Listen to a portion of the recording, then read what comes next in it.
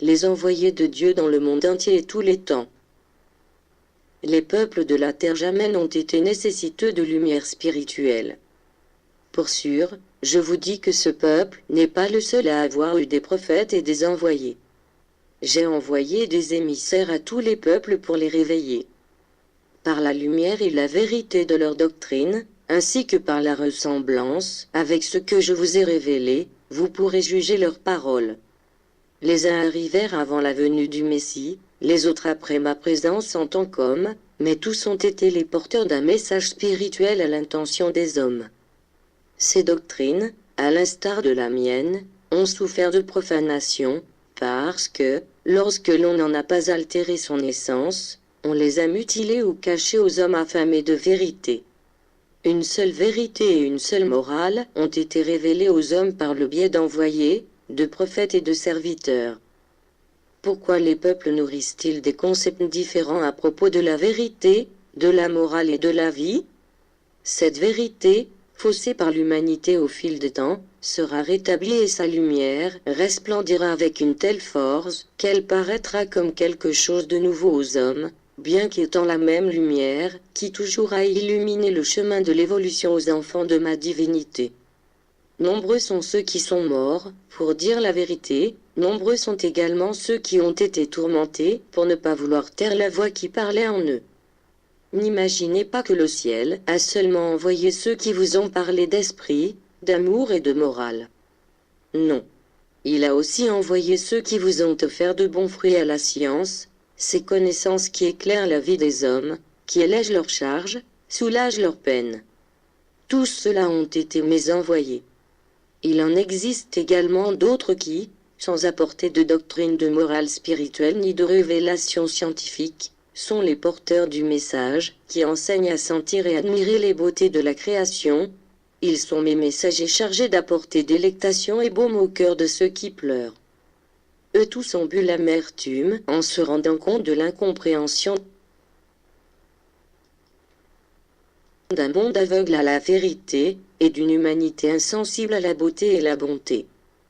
Cependant, si je vous ai dit qu'en cette ère tout sera restauré, si je vous ai annoncé que tout reprendra son cours et que l'essence originale sera restituée à tous mes enseignements, il vous est loisible de croire qu'un temps de splendeur spirituelle dans ce monde soit proche, même si vous ne devez oublier qu'avant cet avènement, tout sera jugé et purifié. Chaque fois qu'une quelconque révélation est en passe d'arriver pour illuminer les hommes, je leur ai envoyé des précurseurs ou des prophètes, pour les préparer afin qu'ils puissent contempler cette lumière. Mais ne croyez pas que ces envoyés porteurs de messages pour l'esprit soient uniquement les miens. Non. Quiconque sème le bien parmi l'humanité, sous n'importe quelle forme est mon envoyé. Vous pouvez croiser ces émissaires sur tous les chemins de votre vie. Il en est de même dans les religions, les sciences, parmi les gouvernants ou ceux qui délivrent de bons enseignements. Mon vrai serviteur jamais ne s'écarte du chemin qu'il doit parcourir, il préfère mourir en chemin que reculer. Son exemple constitue une graine de lumière dans la vie de ses semblables et ses actions sont autant d'exemples pour les autres. Ah! Si l'humanité pouvait comprendre les messages que je lui envoie par leur intermédiaire. Mais il n'en est rien, parce qu'il existe beaucoup d'hommes qui, ayant de délicates missions dans le monde, dévient leur regard de ces grands exemples, pour prendre la voie qui leur convient le mieux. Mais, qu'avez-vous fait, humanité, de ces hommes que je vous ai envoyés pour qu'ils vous rappellent mon chemin, le chemin de la foi, celui de la sagesse, de l'amour et de la paix? Vous n'avez rien voulu savoir de leur message, en les combattant avec votre foi hypocrite, en vos théories et religions. Vos yeux ne souhaitèrent pas contempler la lumière qu'apportèrent chacun de mes envoyés, comme un message d'amour, mes envoyés que vous appelez aussi prophètes, voyants, illuminés, docteurs, philosophes, scientifiques ou pasteurs. Ces hommes ont brillé et vous n'avez pas voulu voir leur lumière, ils sont allés à votre rencontre et vous n'avez pas voulu suivre leurs pas. Ils vous laissèrent l'exemple du chemin du sacrifice, de la douleur, de la charité, et vous avez eu peur de les imiter, sans savoir que la douleur de ceux qui me suivent est une joie de l'esprit, un chemin de fleurs et un horizon plein de promesses.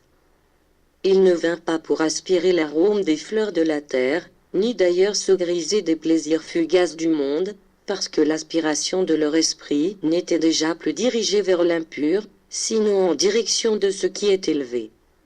Ils souffrirent, mais ne cherchèrent pas à être consolés, parce qu'ils savaient qu'ils étaient venus pour consoler.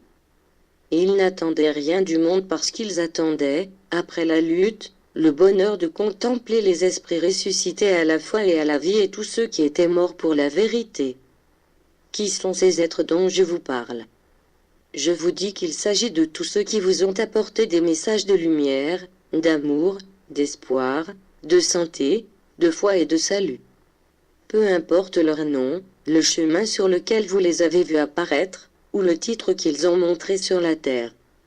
Il est nécessaire que je vous dise une fois encore que ce peuple, que vous composez autour de ma manifestation, n'est pas un peuple que le Père distingue, par son amour, des autres peuples de la terre.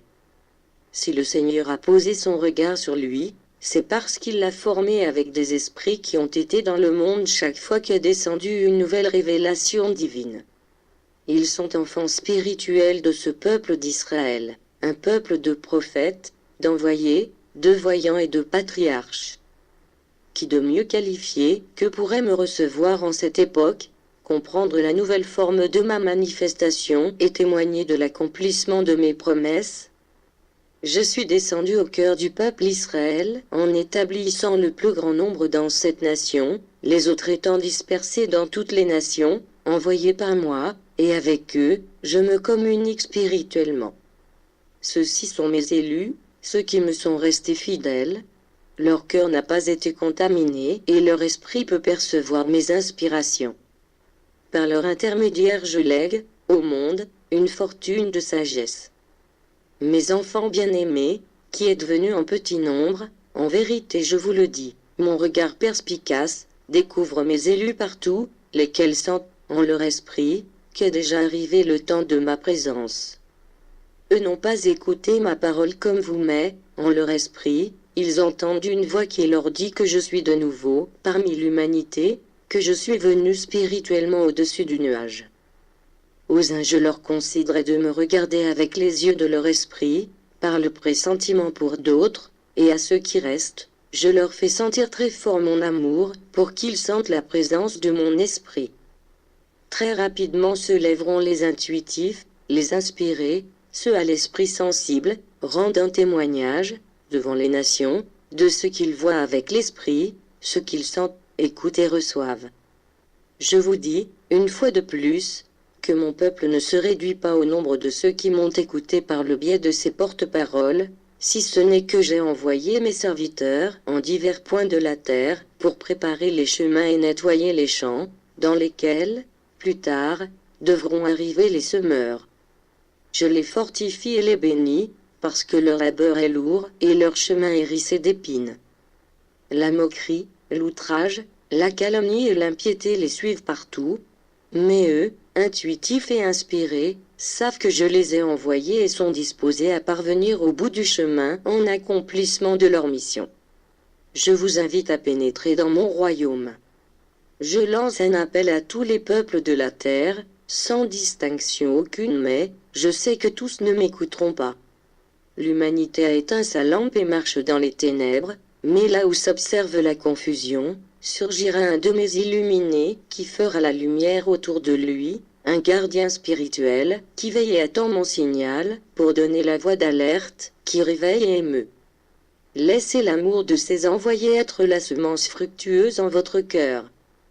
Ne les désavouez pas s'ils se présentent à vous avec une apparence extérieure de pauvreté, écoutez-les parce qu'ils vont vous livrer, en mon nom, la prière parfaite, vous libéreront des pièges du matérialisme auquel vous êtes liés, et vous aideront à parvenir à la liberté spirituelle qui vous élève jusqu'à moi.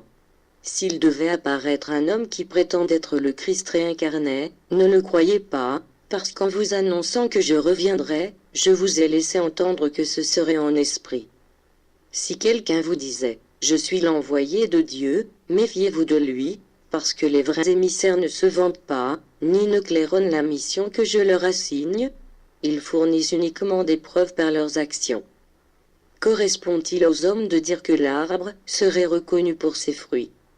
Je ne vous interdis pas de goûter les fruits des arbres, mais il est impérieux que vous soyez préparés afin de savoir distinguer le bon fruit du mauvais. Ceux qui aiment la vérité, je les disposerai comme lampes, afin qu'ils éclairent le sentier de leurs frères. Les temps où vous aviez besoin d'un guide spirituel dans le monde appartiennent au passé.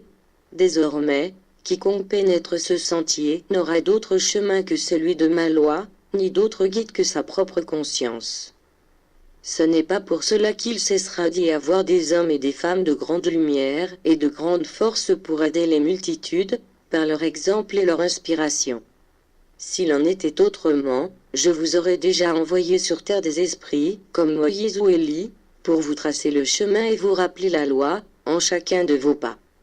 Ils vous aident, vous surveillent et vous accompagnent, mais non plus au travers d'une forme humaine, mais plutôt depuis le spirituel. Qui les voit? Personne. Mais si vous vous préparez, vous sentirez au-dessus de votre être la présence des grands esprits qui ont toujours maintenu une relation avec l'humanité et y ont accompli de grandes missions.